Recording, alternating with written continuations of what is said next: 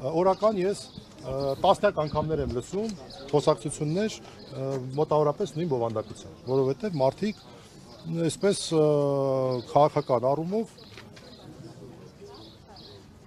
իրենց փակուղու մեջ են պատկերացնում։ Ես չգիտեմ, ես կողմ չեմ որևէ բռնությանը եւ ես չգիտեմ այդ ինչ խոսակցություն է դա, ով է ասվել է, չի ասվել, իրական է կեցել։ Բայց գործի հետ է կապված, եթե դուք փաստաբանն եք, ինչպես կարող եք այս դրվագը աչքաթող անել։ Կրկնում եմ,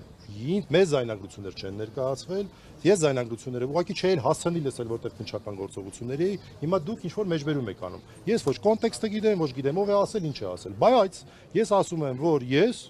հայտարարում եմ, որ շատ հաճախ եմ լսում նման խոսակցություններ։ Ես դրանք չեմ ողջունում, բայց շատ հաճախ եմ լսում խոսակցություններ նրա մասին, որ քանի որ իշխանությունները անընդհատ դիմում են ապօրինությունների, ուրեմն միգուցե ճիշտ ճանապարհը ավելի բռնի գործողություններն։ Ես հաճախ եմ այդպիսի բաներ լսում։ Նորից ասեմ, ես դրանք չեմ ողջունում։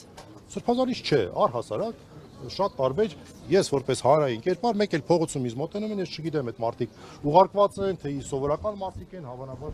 ոչ բոլորն են։ Եվ շատ հաճախ են ինձ նման բաներ ասում։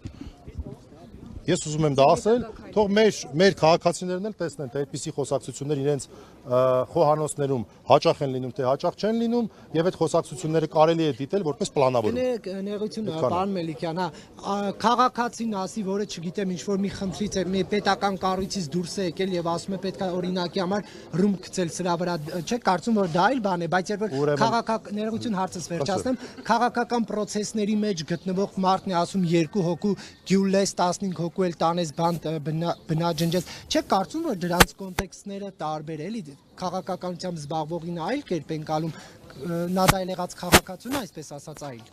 Մենք ունենք հետևյալ իրավիճակը։ Քննչական կոմիտեն իր համար ձեռնտու ձևաչափով հրապարակել է որոշակի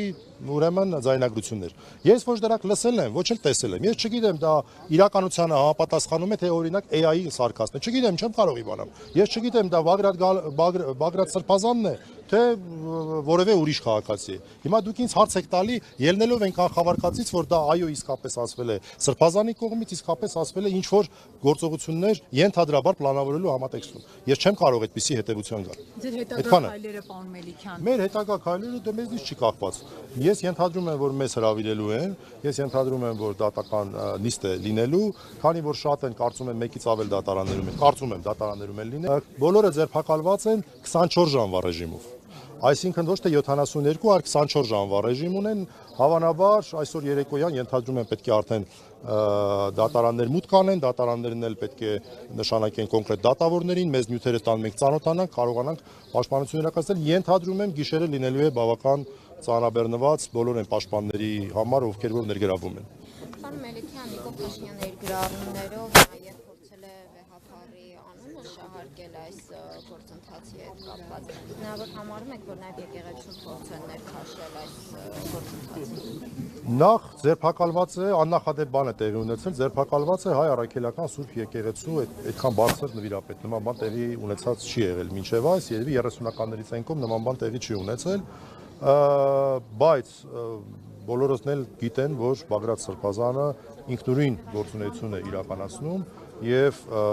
եկեղեցուն այս գործի հետ կապելը անգամ քննչականի հրապարակած տեղեկություններից չի։ Թողտոսի օգնությամբ է Ուրեմն այդ մարդու հայտարարությունները հատկապես երեկվա խուլիգանական ձևակերպումից հետո ինչ որ օրգաններ, ինչ որ մարդկանց ցույց տալուց հետո ես ընդհանրապես չեմ ուզում որևէ կերպ մեկնաբանել։ Նա միայն կարող եմ ասել, որ Նիկոլ Փաշինյանը անգամ իրենց կողմից հրապարակված տեղեկությունների հետ ոչ մի կապ չունեցող տվյալներ է ներկայացնում եւ իր քաղաքական նպատակներով իր ազգակիցների, ես կարծում եմ դա քաղաքական հայ չէ, նա քաղաքական ադրբեջանցի է, քաղաքական ադրբեջանցիներին իշահ մեր եկեղեցին